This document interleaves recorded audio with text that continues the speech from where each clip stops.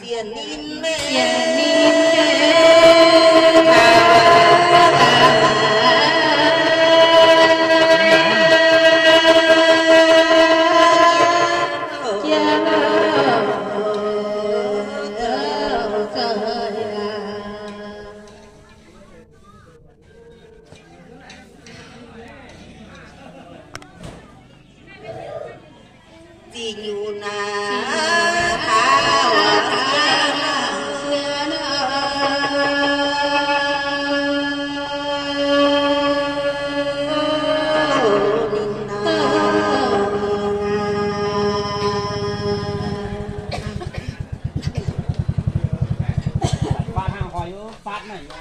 phát cô này đi dọc tàn đi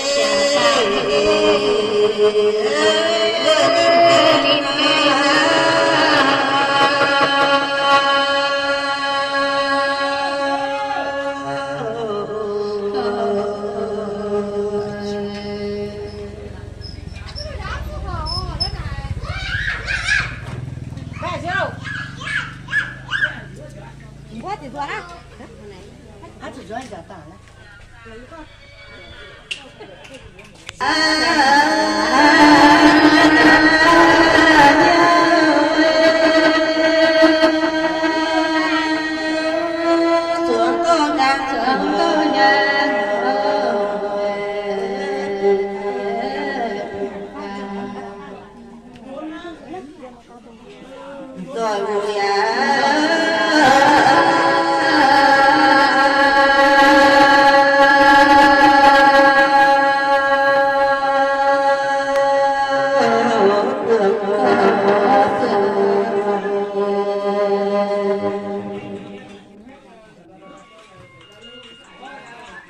gàng cung mê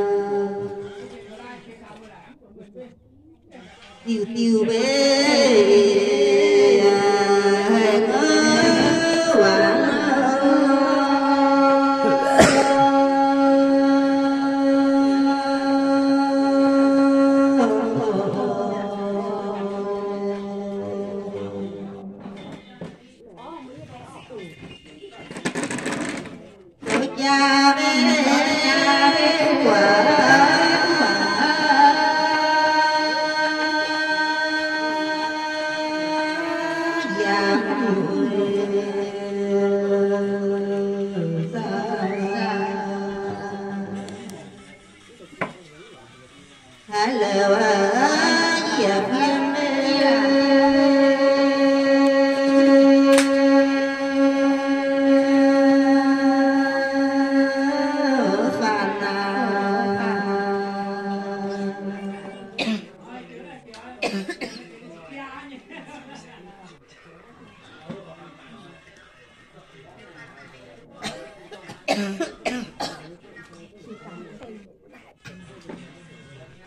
subscribe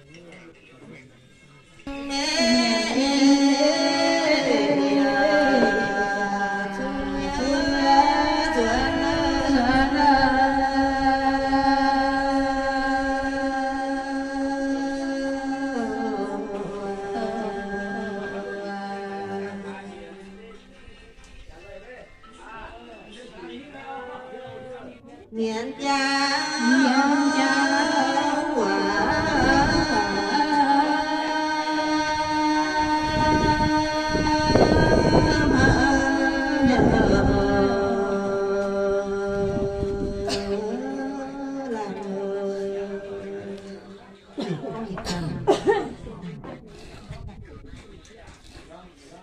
duyên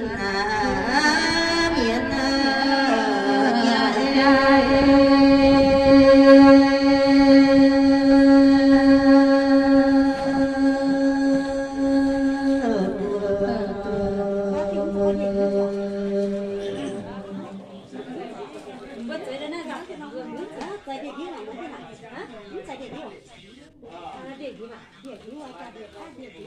những rồi chui duyên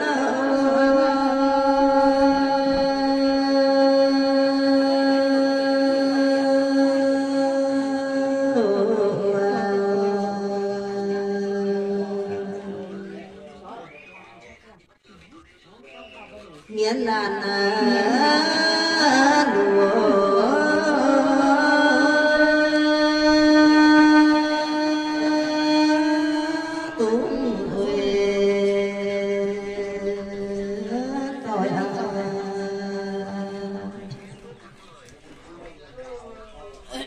duyên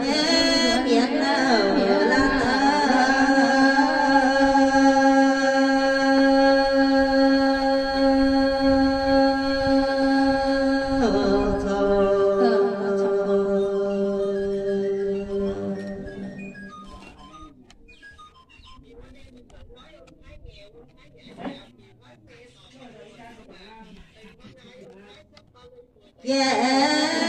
rồi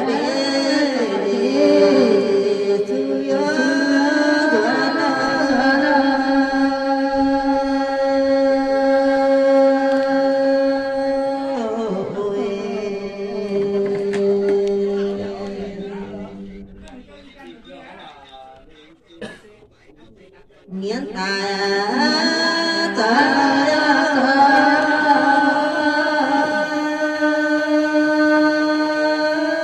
thiên ơi giang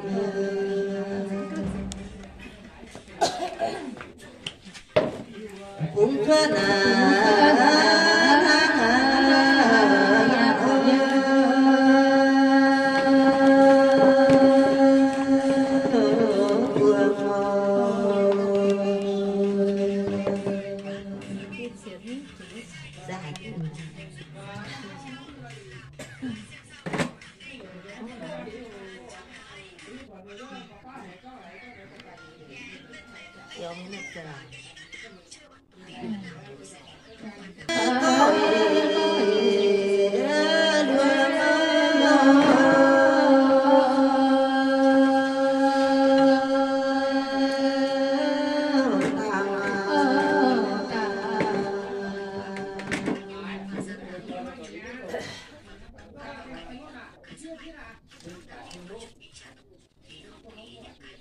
Chẳng vui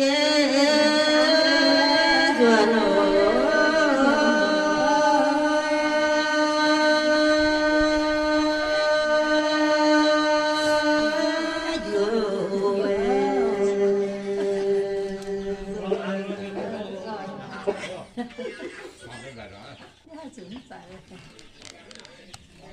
đồ khá về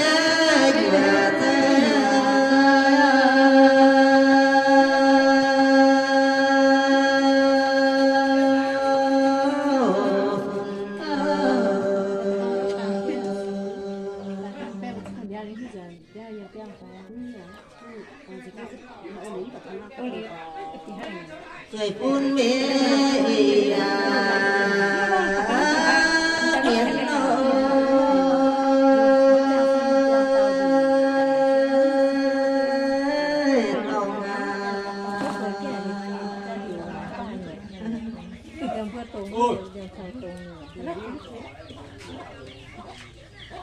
cha mượn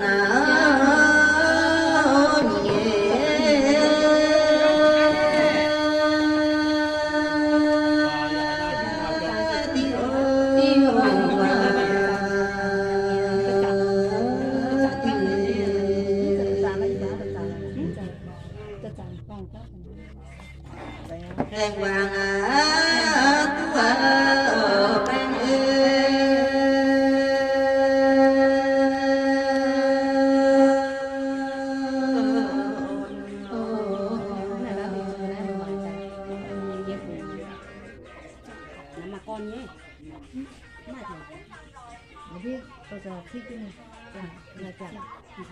ya rồi đi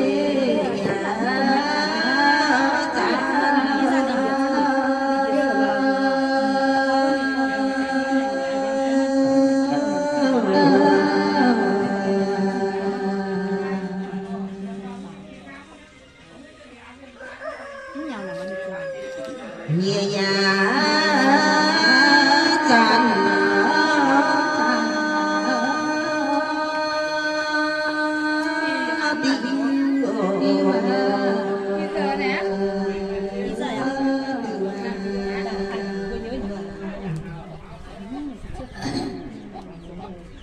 dùn kỹ bé dùn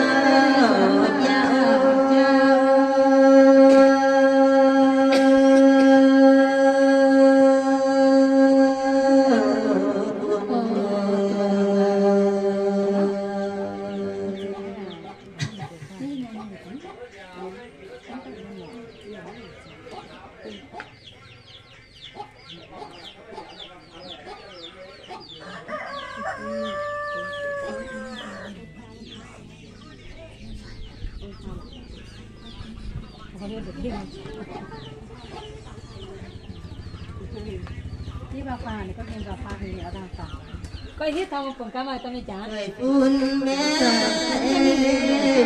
ก็เจ้าเจ้าเย็บเจ้าอ่ะนี่ไหนมาจิ้มมาจิ้มกี่ก็เจ้าไหนในผักกระเราเจ้าเหรอไม่เจ้าหลีเพื่อนอ่ะนางเขายึดกูไม่ได้ก็ทีมด้วยกันนะจะไล่ว่ะya tia ra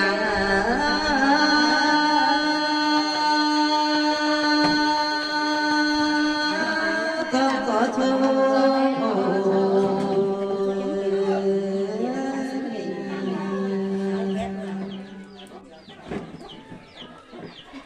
vớt phiêu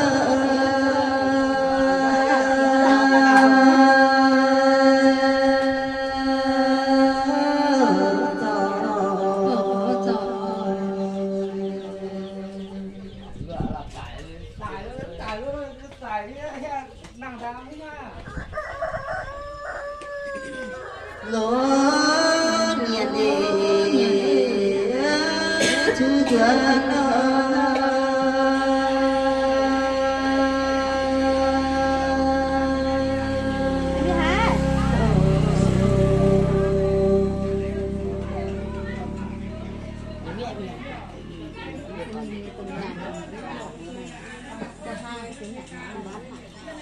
này chẳng làm gì nữa.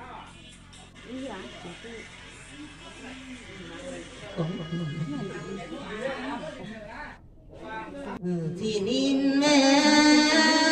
vui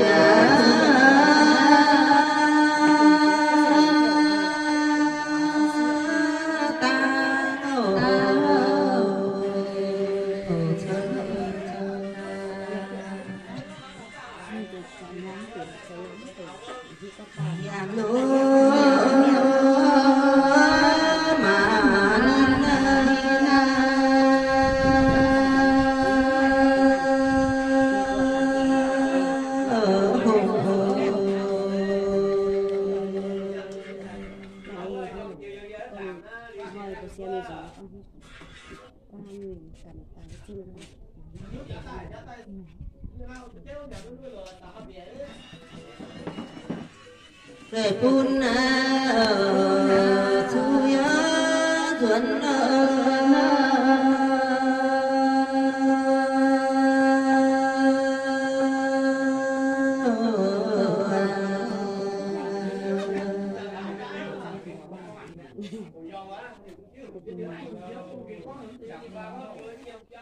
thì min mẹ vui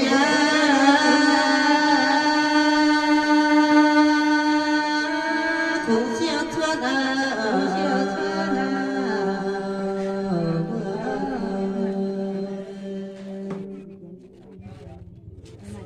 tại đam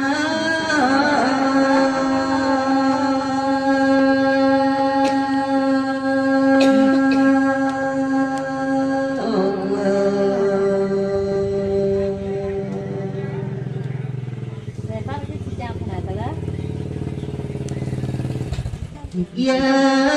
nhà thu yếm ruột nổ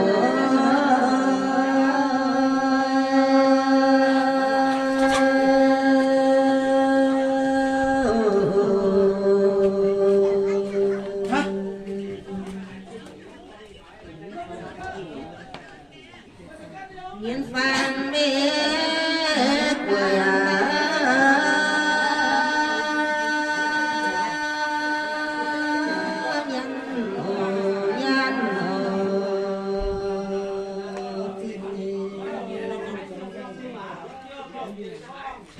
Sư chuẩn em yên tu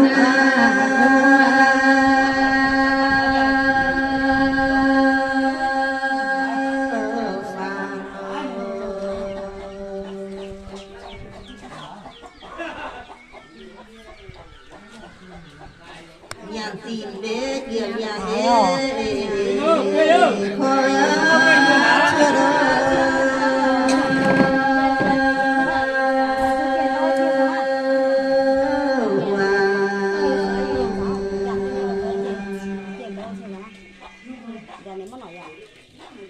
saya mah di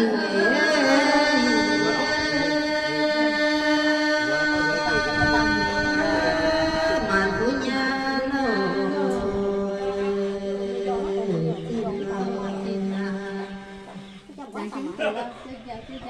saya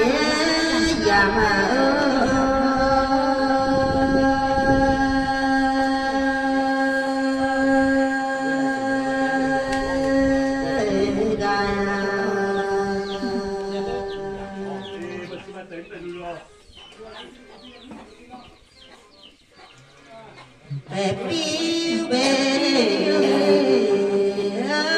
to Sina.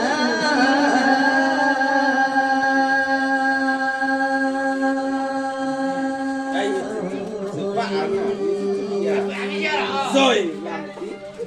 cho anh em xem. Xem điểm mà kín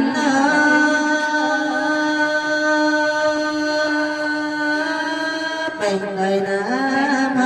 yêu ca. Yên ơi, Yên vào đây, vào đây. Nhiên đời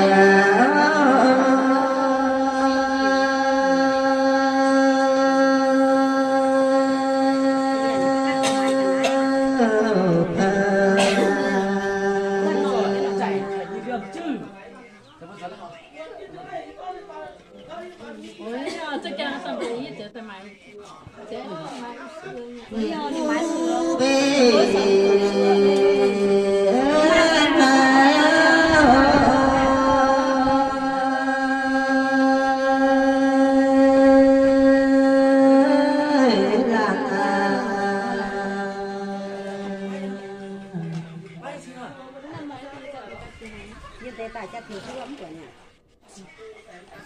tháng tổng từ anh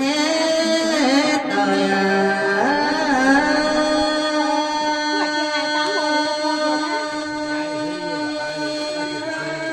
lột lấy phan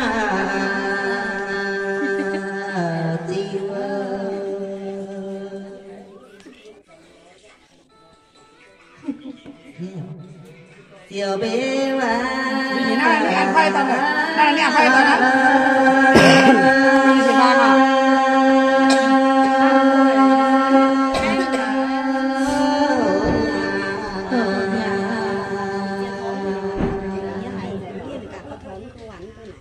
Vậy nó cam mở các. đã bìa bé xiên in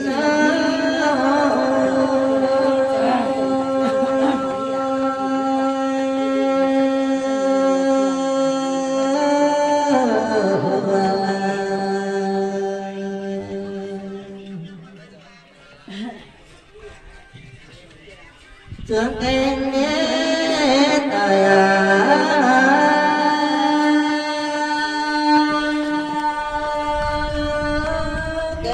Nó thì nó thật là hơn con thằng mà tiêu kiền rồi. cho miền mảng hùng hùng rồi từ siêu à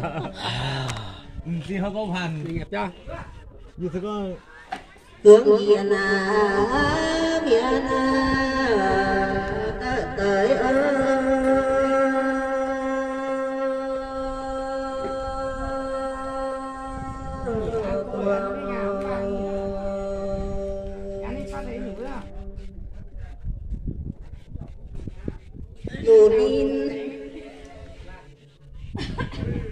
Lunin